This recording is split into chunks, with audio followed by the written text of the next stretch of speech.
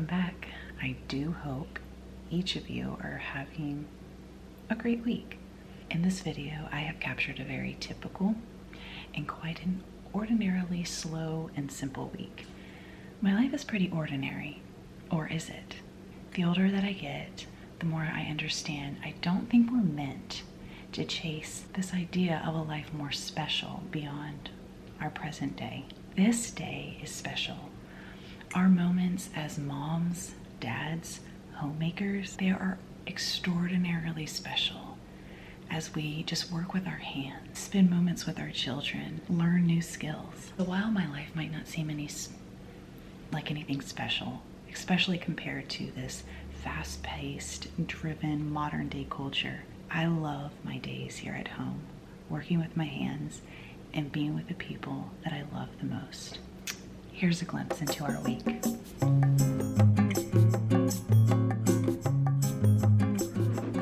Maple tapping day. I've got my taps.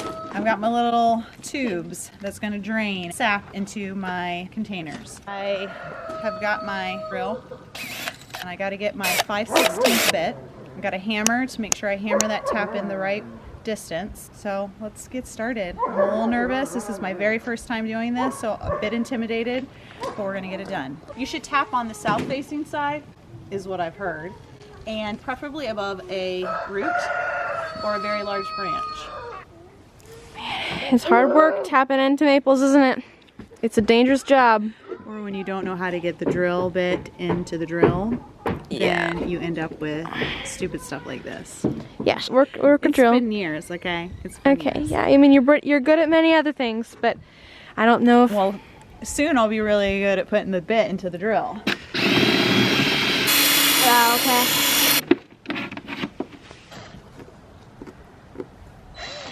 All right, that's good. We're just drilling holes into the lid of these jugs so that we can take the tube and put it right in there. So we want to hold just the right size. Go ahead, bud.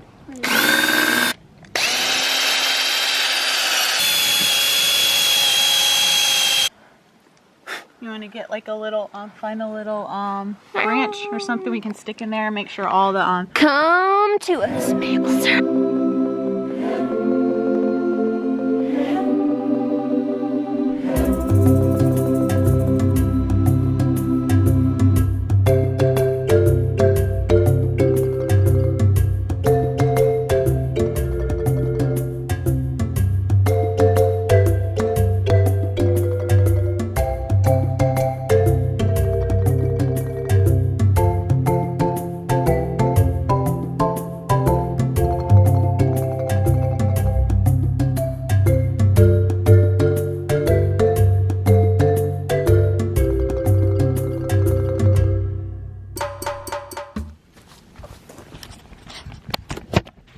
Two days since we've tapped the trees and not a sign of maple. So I'm walking around checking each of the trees. We tapped half a dozen trees. This is our first year doing it, tapping our own maples. Really interesting because I am still learning how to identify a maple. I've got a tap there and a tap over in that tree. Let's go check them. Not a sign of any sign. Drilled a little hole into the top. This one on this jug happened to be a little too wide, so this hose tubing is not sitting the best inside of it, but there ain't no tap coming out or any sap coming out. But I'm gonna stick that down in there in hopes that maybe in the next week or two some will decide to flow on out of my little hole.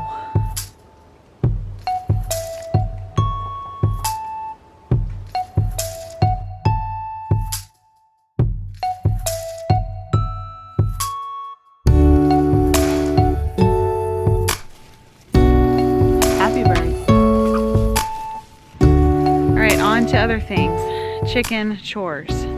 So our chickens are woodland chickens. They live deep in the woods. I would love to allow them to free range all the time. We can't really do that because of predators. Not just wild predators, but domestic predators as well. Jack Russell Terrier neighbor has attempted two chickens, but has successfully killed one. Our German Shepherd, yeah, baby, a little pullet. Our German Shepherd does help a little bit with the guarding. It's not 100%. Anyways, our chickens live in this little fenced area.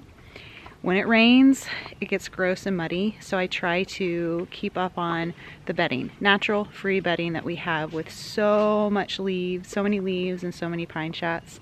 So today I'm going to go in there, cover up some areas so that the mud situation is not so gross, because when our eggs start to look like this, it's just gross. And then I'm also going to put a little more bedding on top in their coop where they sleep and all their poo droppings get, and it just makes, again, the egg situation really gross and grimy, and nobody likes a gross egg. Ugh. Fresh, must be old. See, Mama, look.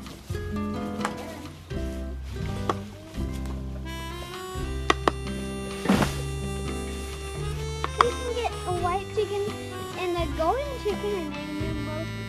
Can we at least just, like, I can do this. Also, the stuff that I put in their coop, they love to scratch at it, find little things. Even though it's winter, it gives them something great to do. And who knows what kind of bugs could still be in here.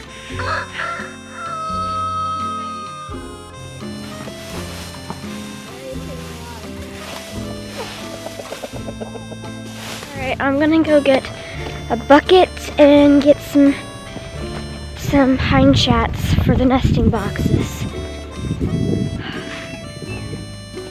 Alright, got 'em. Let's go.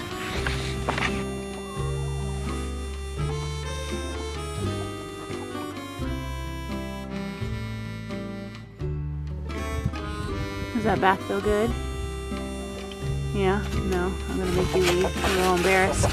Okay. Chickens love dust baths. To roll around in just some dust, some dry dirt, some dry sand. It is what is a bath for them. It's what keeps them clean, keeps them free of mites and stuff like that. A chicken got out this morning, which reminds me I probably should let some of them out little by little, because dust baths are good for them.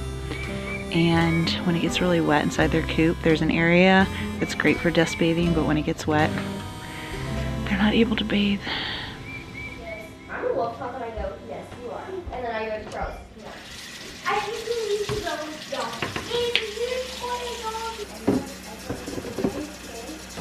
Do you know how many eggs we got today? How many? Over a dozen, 13 eggs.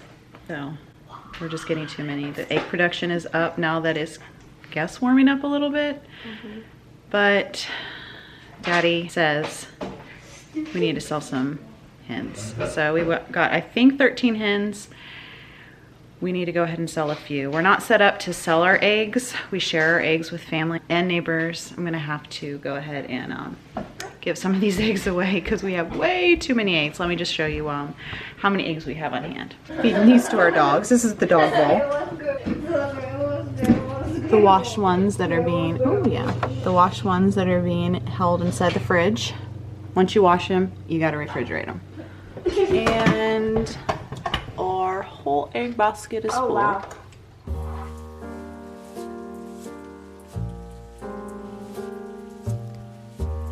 When we imagine a dreamy life beyond today, we miss the beauty of these common hours.